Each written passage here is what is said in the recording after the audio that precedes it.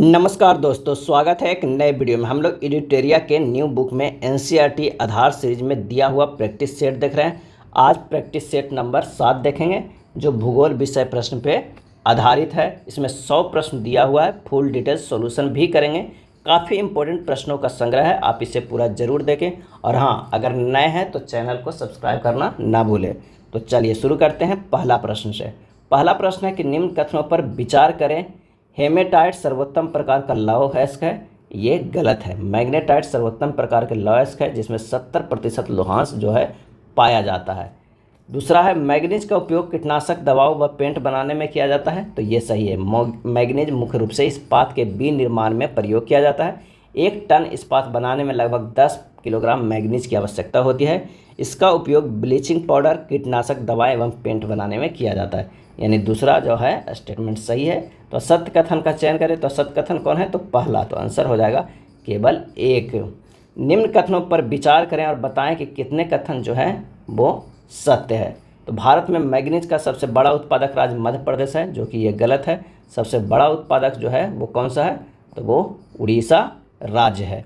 बल्लारी, चित्रदुर्ग, चिकमंगलूर, तुमकुरु पेंटी manganese की बृहद पेटी है, तो ये गलत है। बल्लारी, चित्रदुर्ग, चिकमंगलुरु, तुमकुरु पेटी जो है कर्नाटक की, इस पेटी में लौह अयस्क का बृहद जो है वो राशि है। अब प्रतिशत के आधार पर उड़ीसा मैग्नीज उत्पादन राज्यों में प्रथम है, तो इसका जो आंसर हो जाएगा डी, उपरोक्त में से कोई नहीं। प्रतिशत के आधार पर उड़ीसा नहीं, मध्य प्रदेश जो है उत्पाद राज्यों में प्रथम है। नेक्स्ट है निम्न कथनों पर विचार कीजिए और बताइए कि सत्य कथन कौन सा है। तो मध्य प्रदेश की बालाघाट खदानें देश का लगभग 52% जो है वो तांबा उत्पन्न करती है, तो ये बिल्कुल सही है। एंथ्रासाइट सर्वोत्तम गुण वाला मुलायम कोयला है, ये गलत है। एंथ्रासाइट तो सर्वोत्तम गुण वाला कोयला है, लेकिन मुलायम नहीं। कैसा होता है? तो वो जो होता है वो कठोर कोयला है। तो आंसर हो जाएगा ऑप्शन ए, केवल 1 सही है। निम्न कथनों पर विचार कीजिए और असत्य कथन का चयन करें।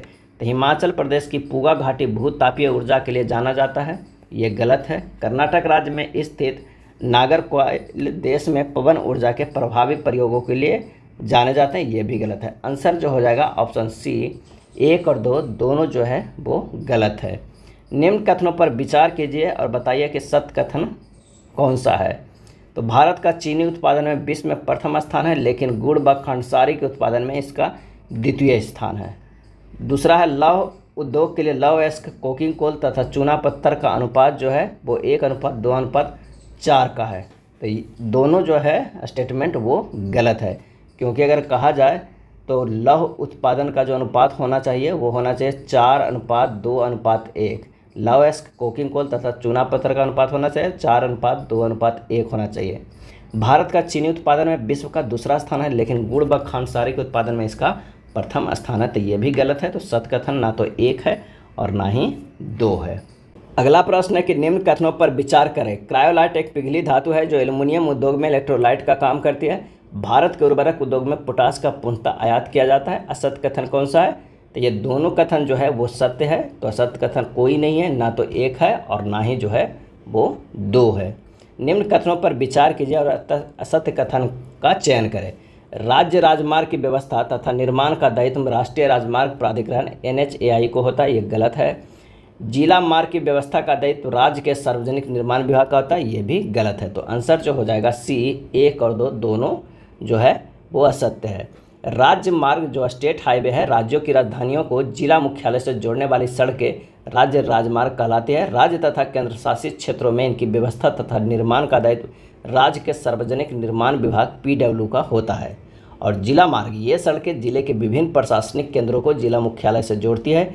इन सड़कों की व्यवस्था का उत्तरदायित्व जिला परिषद का है। नेक्स्ट है निम्न कथनों पर विचार कीजिए और कितने कथन सत्य है ये बताइए।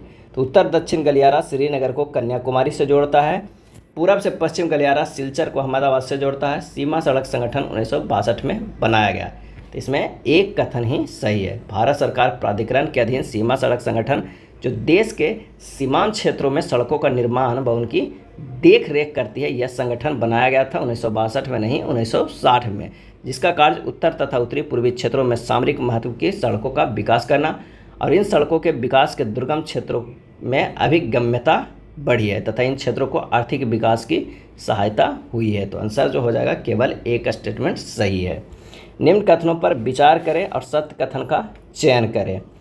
तो कोची पत्तन लैगून के मुहाने पर स्थित एक कृत्रिम पुत्राशय है, ये गलत है।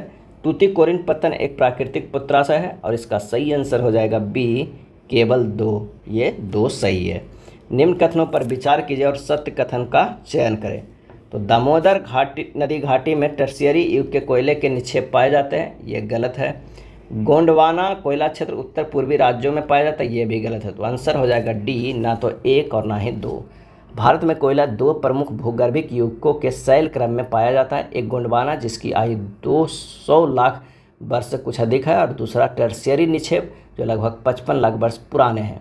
गोंडवाना कोयले जो धातु शोधन कोयला है के प्रमुख संसाधन दामोदर घाटी, पश्चिम बंगाल तथा झारखंड, झरिया, रानीगंज, बोकारो में स्थित है जो महत्वपूर्ण कोयला क्षेत्र है। गोदावरी महानदी, सोन व बरसा नदी घाटियों में भी कोयले के जमाव पाए गए हैं। टर्शियरी कोयला क्षेत्र उत्तर पूर्वी राज्यों में मेघालय, असम, अरुणाचल प्रदेश व नागालैंड में पाया जाता है। भारत में किस क्षेत्र में लिग्नाइट कोयले का प्रमुख भंडार मिल लेते हैं? और इसका सही आंसर हो जाएगा ऑप्शन सी, नेवली में। लिग्नाइट के प्रमुख भंडार तमिलनाडु के नेवेली में मिलते हैं और विद्युत उत्पादन में प्रयोग किए जाते हैं।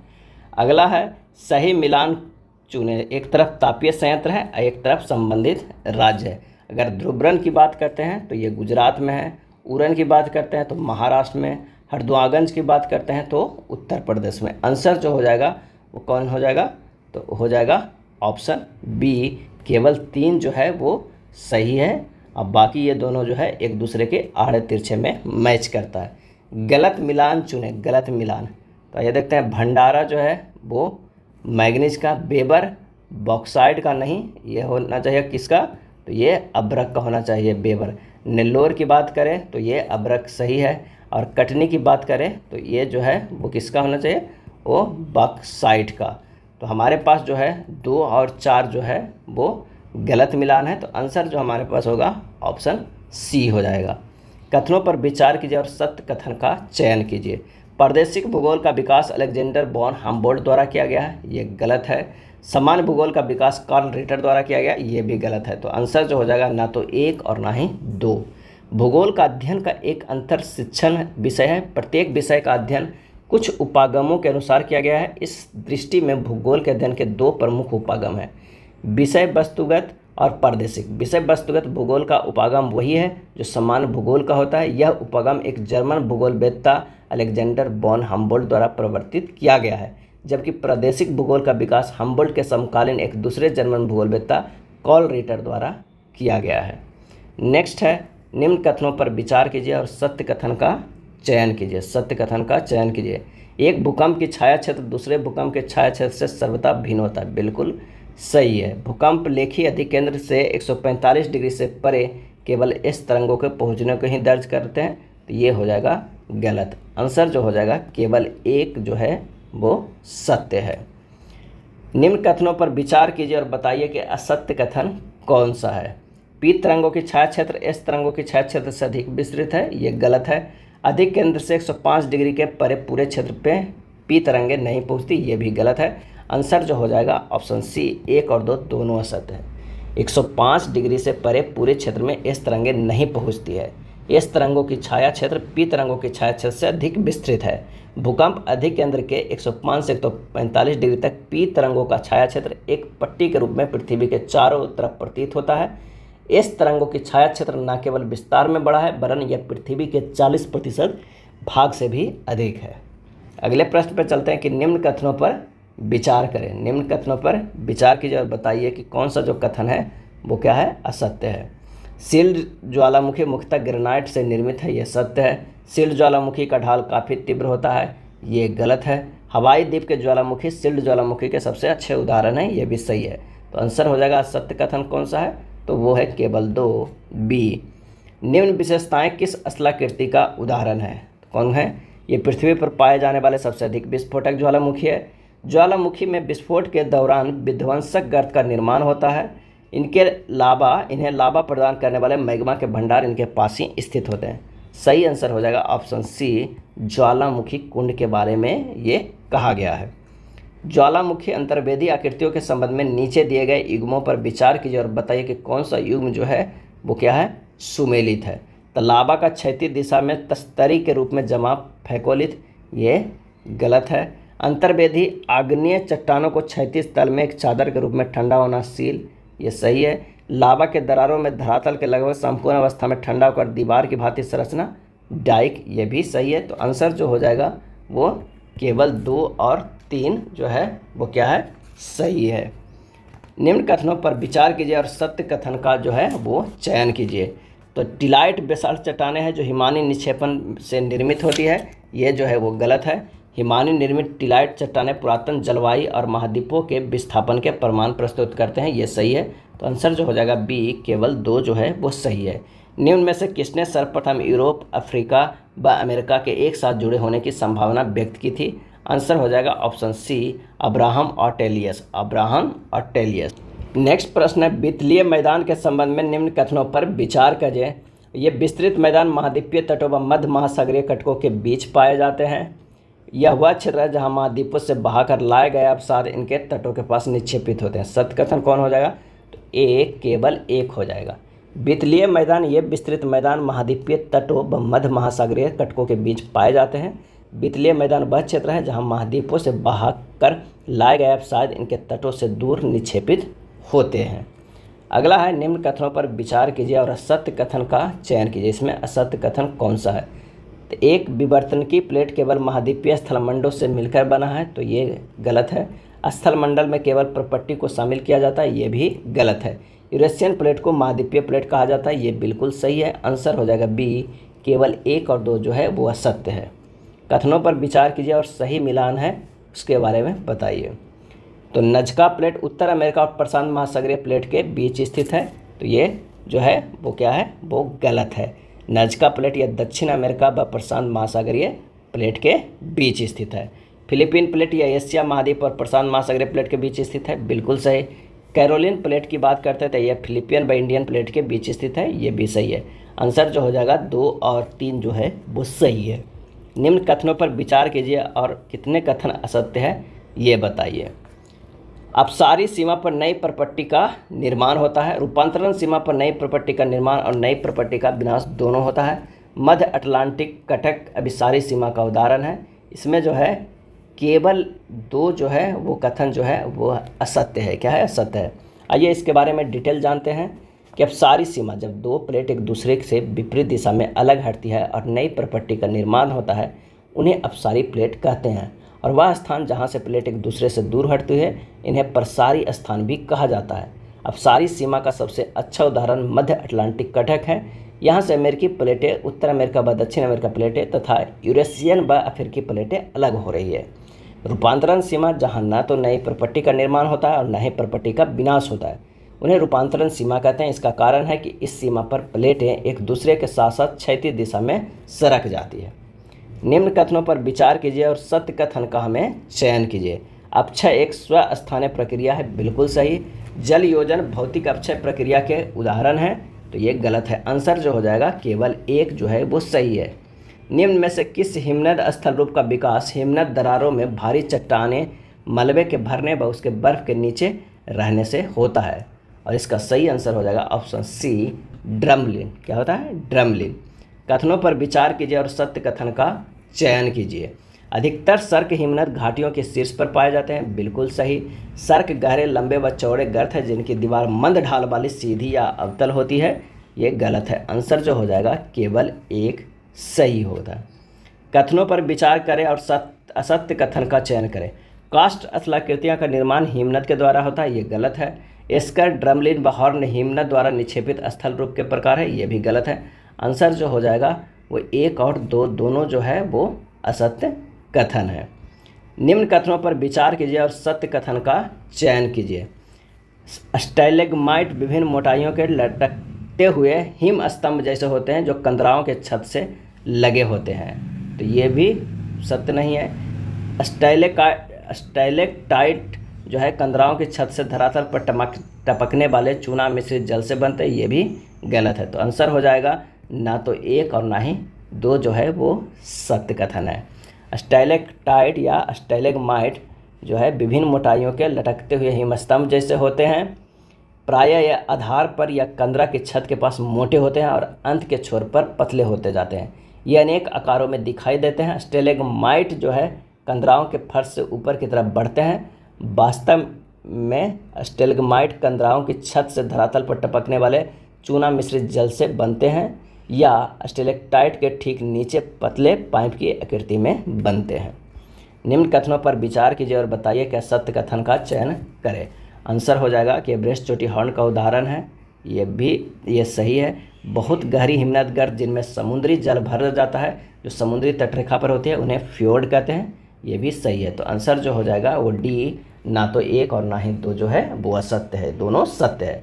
मोलेसिस बेसिन कहा जाता है, मोलेसिस बेसिन कहा जाता है, सही जवाब हो जाएगा ऑप्शन ए मिजोरम को। निम्न कथनों पर विचार कीजिए और असत्य कथन का चयन करें। तो विश्व में महासागरीय भागों की अपेक्षा स्थलीय भागों के ऊपर वर्षा अधिक होती है, तो ये जो है वो ये गलत है। विषुवत वृत्त में 35 डिग्री से 40 डिग्री उत्तरी एवं दक्षिणी अक्षांशों के मध्य पूर्वी तटों पर बहुत अधिक वर्षा होती है, ये सही है। आंसर जो हो जाएगा केवल 1 जो है वो असत्य है।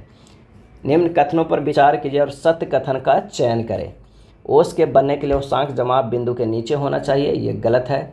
ओस बनने के लिए सबसे उपयुक्त अवस्थाएं साफ आकाश, शांत हवा, उच्च सापेक्ष आर्द्रता तथा ठंडी एवं लंबी रातें होनी चाहिए। तो आंसर हो जाएगा ऑप्शन बी, केवल 2 जो है वो क्या है, वो सत्य है। चलिए अगले प्रश्न पर चलते हैं कि निम्न कथनों पर विचार कीजिए और सत्य कथन का चयन कीजिए। तो आइए देखते हैं सत्य कथन कौन कौन सा है। कपासी मेघ हमेशा सफ़ेद रंग के होते हैं, ये गलत है। पच्छाद मेघों का निर्माण 8000 से 12000 मीटर की ऊंचाई पर होता है, ये बिल्कुल सही है। वर्षा मेघ मोटे जलवाष्प की आकृति विहीन संहति होते हैं, ये भी सही है। पच्छाद कपासी एवं कपासी वर्षा मेघ ऊंचे बादल के उदाहरण है, ये गलत है। आंसर जो हो जाएगा बी, केवल 2 और 3 सही है। अब आइए जानते हैं इस सब के बारे में डिटेल कि पच्छाद मेघ किसे कहते हैं, कपासी मेघ किसे कहते हैं। पच्छाद मेघों का निर्माण 8000 से 12000 मीटर की ऊंचाई पर होता है। ये पतले तथा बिखरे हुए बादल होते हैं जो पंख के समान प्रतीत होते हैं। ये हमेशा सफ़ेद रंग के होते हैं। कपासी मेघ रुई के समान दिखते हैं। ये प्रायः 4000 से 7000 मीटर की ऊंचाई पर बनते हैं। ये छितरे और इधर उधर बिखरे देखे जा सकते हैं। ये चपटे आधार वाले होते हैं।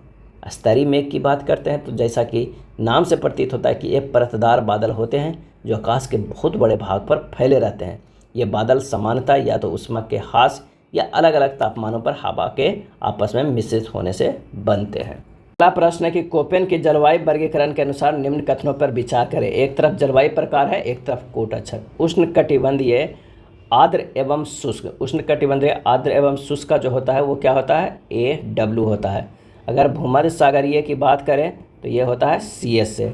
ध्रुवीय हिमटोपी को हम कहते हैं, क्या कहते हैं, EF कहते हैं। और उपोष्णकटिबंधीय स्टेपी की अगर हम बात करते हैं, उपोष्णकटिबंधीय स्टेपी की बात करें तो BSH होता है। तो यहाँ पर सुमेलित जो है वो सिर्फ 1 है, भूमध्य सागरीय वाला। तो आंसर जो हो जाएगा केवल 1 होगा।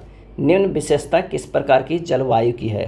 तो आर्द्र ऋतु छोटी और शुष्क ऋतु भीषण व लंबी होती है। तापमान वर्ष भर ऊंचा रहता है। पर्णपाती वन और पेड़ों से ढकी घास भूमियाँ पाई जाती है। इसका सही आंसर जो हो जाएगा वो CAW। नेक्स्ट है प्लेट्यू स्टेशन पर किस प्रकार की जलवायु पाई जाती है, और इसका सही आंसर हो जाएगा ऑप्शन CEF। कथनों पर विचार कीजिए और कौन सा कथन असत्य है ये बताइए। तो आइए देखते हैं। मध्यमंडल में पराबैंगनी किरणें ऑक्सीजन को ओजोन में बदल देती है। वन और महासागर कार्बन डाइऑक्साइड के कुंड होते हैं। क्योटो प्रोटोकॉल का संबंध ग्रीन हाउस गैसों के उत्सर्जन को कम करने से है, और इसका सही आंसर हो जाएगा ऑप्शन A, केवल 1 कथन जो है वो असत्य है। वायुमंडल में उपस्थित ग्रीन हाउस गैसों में सबसे अधिक सांद्रण कार्बन डाइऑक्साइड का है। CO का उत्सर्जन मुख्यतः जीवाश्मी ईंधन, तेल, गैस एवं कोयला के दहन से होता है। वन और महासागर कार्बन डाइऑक्साइड के कुंड होते हैं। वन अपनी वृद्धि के लिए CO का उपयोग करते हैं। किसे करते हैं, CO का उपयोग करते हैं। निम्न कथनों पर विचार कीजिए, असत्य कथन का चयन कीजिए। आइसलैंड मध्य अटलांटिक तट का एक भाग है, बिल्कुल सही है। एम्पेरर समुद्री टीला हिंद महासागर के समुद्री टीला का उदाहरण है, ये गलत है। आंसर जो हो जाएगा वो हो जाएगा B, केवल 2 हो जाएगा। महासागरीय जल के तापमान वितरण को प्रभावित करने वाला कारक कौन सा है। तो आइए देखते हैं। अक्षांश भी है, स्थल एवं जल का समान वितरण भी है और महासागरीय जलधाराएं हैं। आंसर होगा ऑप्शन सी केवल 1, 4 और 5। निम्न कथनों पर विचार कीजिए और सत्य कथन का जो है वो चयन कीजिए, सत्य कथन का चयन कीजिए। महासागरों की सतह के जल का औसत तापमान लगभग 37 डिग्री सेंटीग्रेड से होता है, तो ये जो है वो गलत है। बढ़ते हुए अक्षांशों के साथ महासागर के जल का तापमान के घटने की दर समानतः प्रति अक्षांश 0.5 डिग्री से होती है, बिल्कुल सही है। महासागरीय जल का उच्चतम तापमान विषुवत वृत्त पर दर्ज किया जाता है, ये गलत है। तो आंसर हो जाएगा केवल 1 और 3 होता है। निम्न कथनों पर विचार कीजिए और सत्य कथन का चयन करना है, सत्य कथन को चयन करना है। तो अटलांटिक महासागर की औसत लवणता 36% के लगभग है, बिल्कुल सही है। हिंद महासागर की औसत लवणता 30% है, ये गलत है। आंसर हो जाएगा ऑप्शन ए केवल 1 जो है वो सही है। निम्न कथनों पर विचार कीजिए और उपयुक्त में से कितने जो युग्म है वो सुमेलित है, कितने युग्म सुमेलित है। तो इसका सही आंसर जो हो जाएगा वो हो जाएगा केवल 1। कितने? तो इसका सही आंसर हो जाएगा केवल 1। और ये सही है कौन? संकटापन्न प्रजातियाँ, इसमें वे सभी प्रजातियाँ सम्मिलित हैं जिनके लुप्त होने का खतरा है, ये सही है। चलिए अगले प्रश्न पे चलते हैं कि निम्न कथनों पर विचार कीजिए और असत्य कथन का हमें चयन करते हैं। असत्य कथन का IUCN के रेड लिस्ट के अनुसार रेड पांडा को दुर्लभ प्रजाति के अंतर्गत शामिल किया गया है। IUCN को पूर्ण विस्तार international union for the conservation of nature है। तो इसका जो आंसर हो जाएगा वो सी 1 और 2 दोनों गलत है। International union for the conservation of nature and natural resources विश्व के सभी संकटापन्न प्रजातियों के बारे में रेड लिस्ट के नाम से सूचना प्रकाशित करती है और रेड पांडा को एक संकटापन्न प्रजाति के श्रेणी में रखा गया है। एक तरफ जलधारा है, एक तरफ प्रकृति है, सही सुमेलित करना है कि कौन सा है। तो आइए देखते हैं कि कौन सा सही है। तो अगुलहास धारा जो है वो शीत धारा गलत है। फॉकलैंड धारा भी है, गर्म धारा गलत है। कैलिफोर्निया धारा गर्म धारा है। कनारी धारा जो है वो शीत धारा है, बिल्कुल सही है।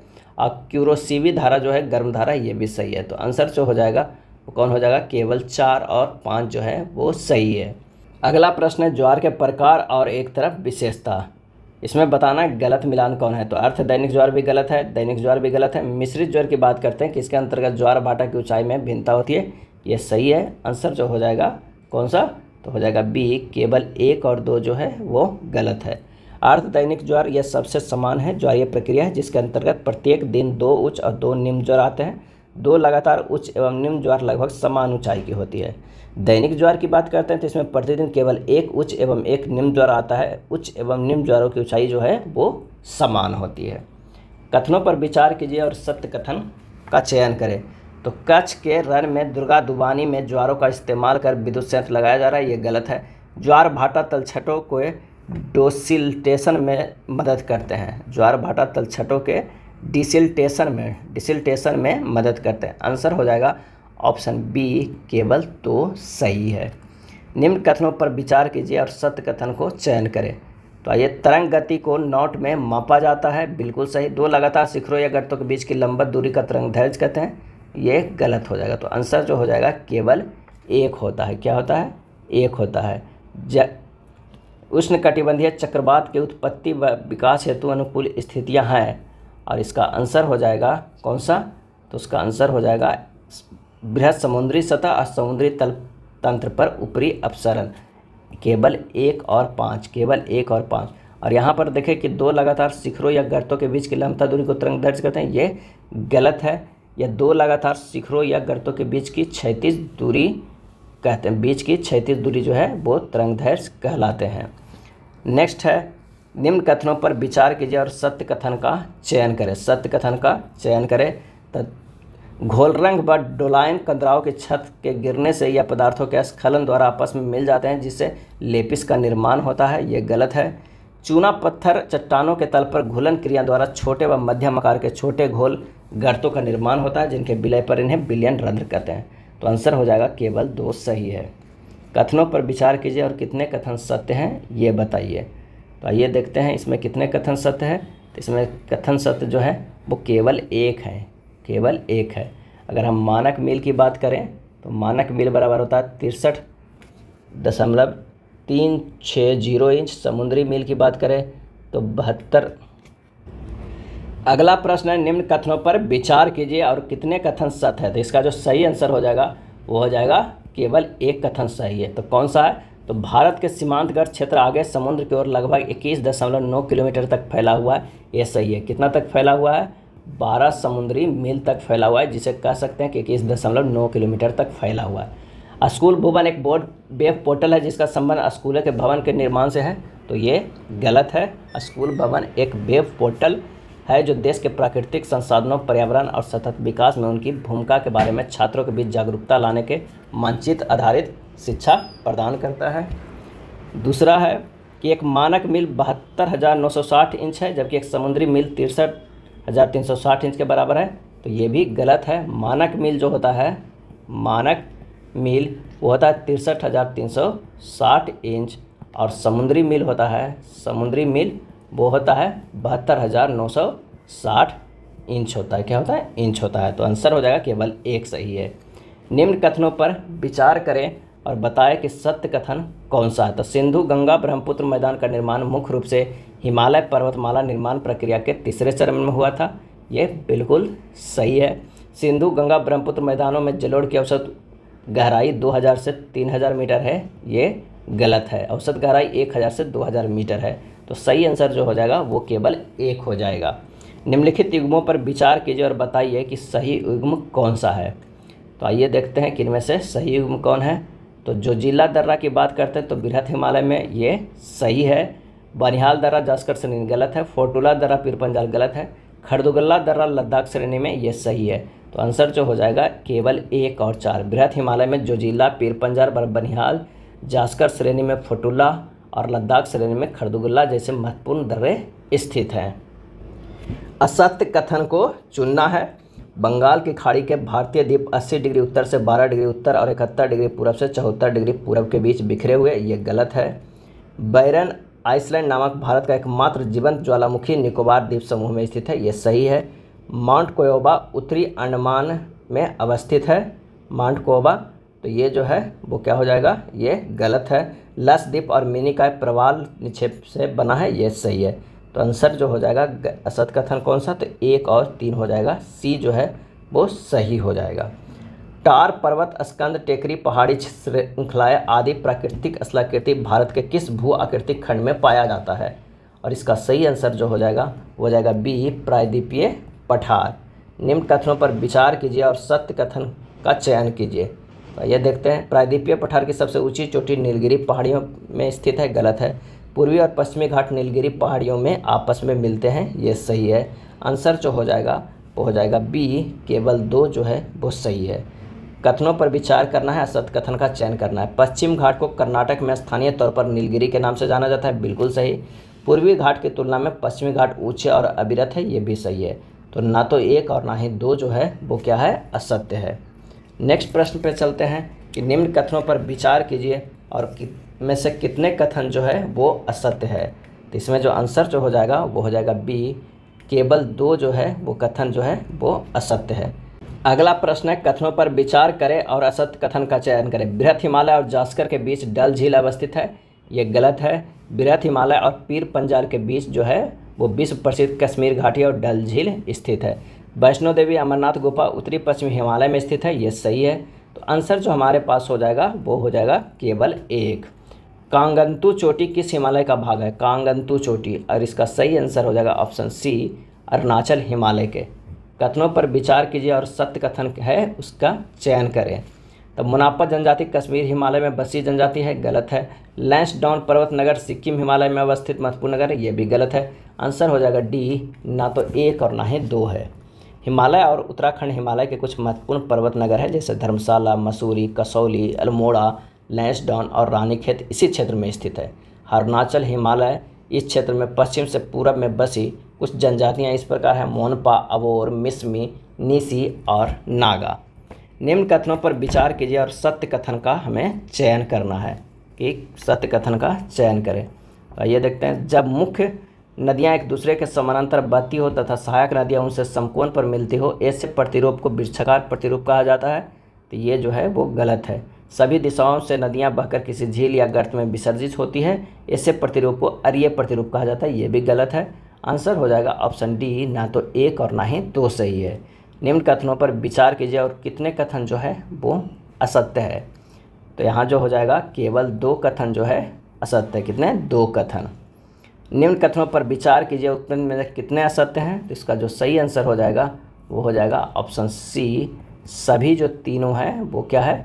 असत्य है। चाय के नाम से भी किस नदी को जाना जाता है? चाय के नाम से सही जवाब हो जाएगा ऑप्शन डी, शारदा नदी। शारदा या सरयू नदी को उद्गम नेपाल हिमालय में मिलाम हिमनद में है, जहाँ इसे गौरी गंगा के नाम से जाना जाता है। यह भारत नेपाल सीमा के साथ बहती हुई, जहाँ इसे काली या चाय कहा जाता है, घाघरा नदी में मिल जाती है।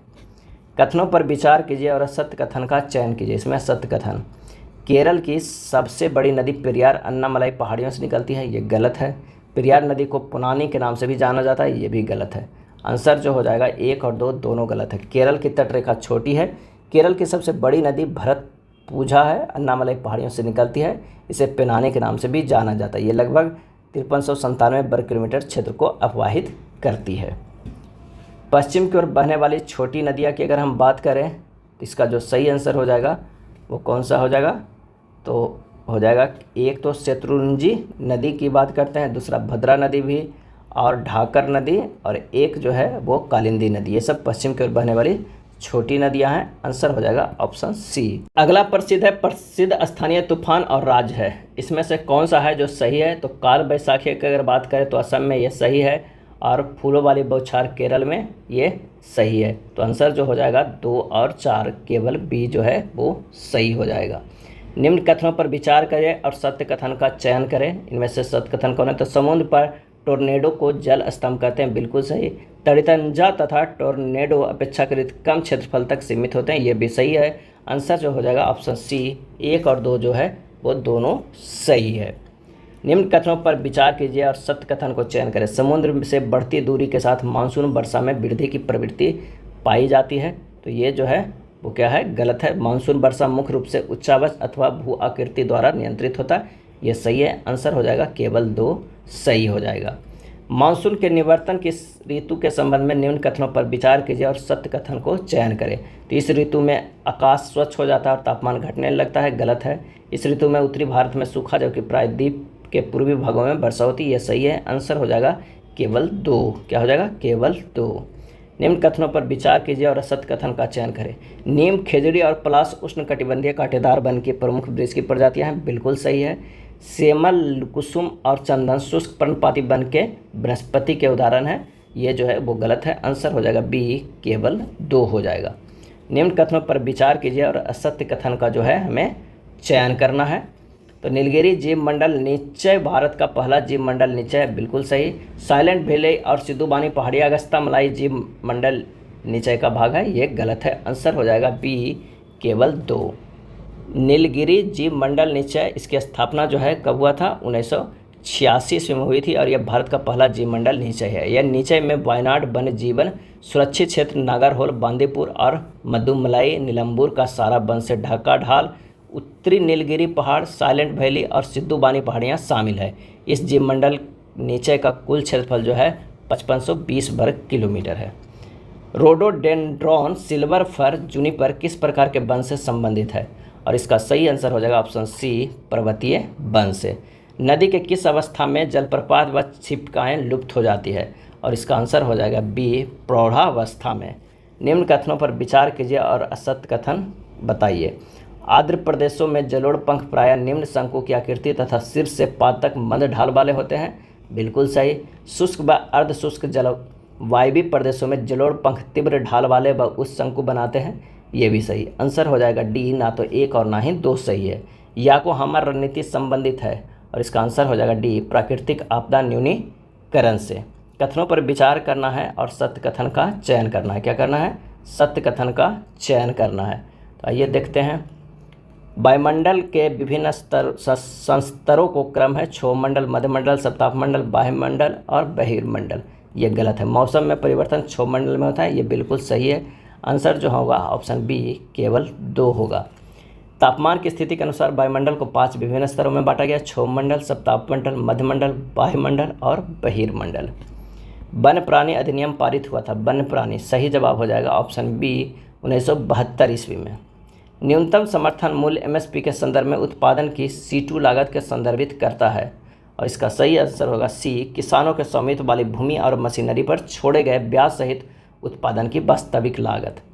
जलवायु परिवर्तन पर अंतर सरकारी पैनल IPCC के संदर्भ में निम्नलिखित कथनों पर विचार कीजिए और इनमें से बताइए कि कौन सा कथन जो है वो सही है।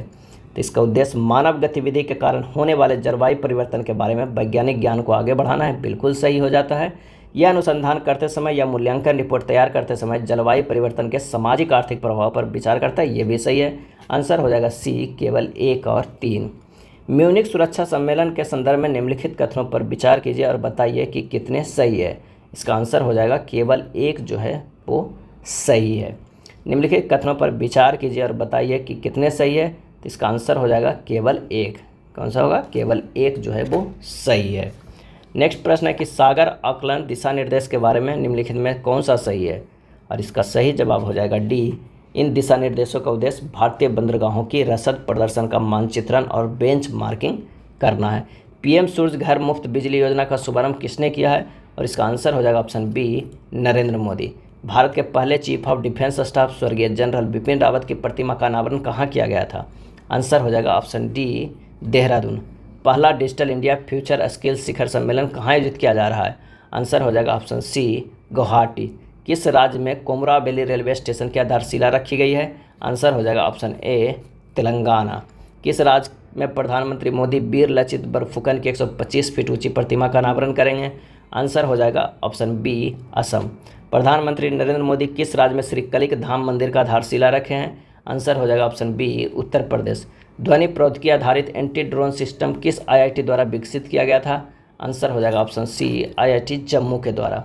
जंगली जानवरों की प्रवासी प्रजातियों के संरक्षण व कन्वेंशन CMS 14 के पक्षकारों के सम्मेलन COP की 14वीं बैठक संपन्न हुई? आंसर हो जाएगा ए, समरकंद। क्या है? समरकंद। ई जागृति पोर्टल के बारे में निम्नलिखित कथनों पर विचार कीजिए और बताइए कि कौन सा जो है वो सही है। तो सभी जो कथन जो है यहाँ पर वो क्या है, वो सही है। नेक्स्ट है नागी पक्षी महोत्सव के संबंध में निम्नलिखित कथनों पर विचार कीजिए। तो आइए देखते हैं कि कौन सा कथन सही है। तो बिहार सरकार जमुई में 3 दिवसीय नागी बर्ड फेस्टिवल का आयोजन करेगी, बिल्कुल। नागी पक्षी महोत्सव को मुख्य उद्देश्य पक्षी संरक्षण को बढ़ावा देना और लोगों को प्रवासी पक्षियों और उनके आवासों के बारे में शिक्षित करना, ये भी सही है।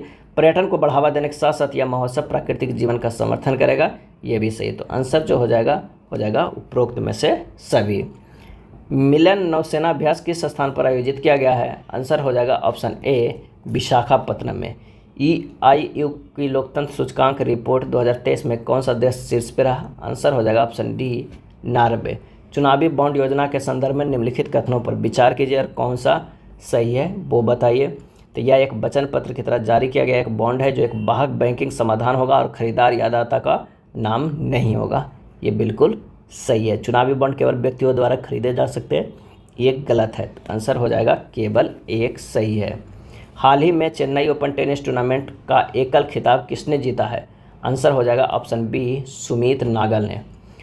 अलास्का पॉक्स रोग के संबंध में कथनों पर विचार कीजिए और कौन सा सही है।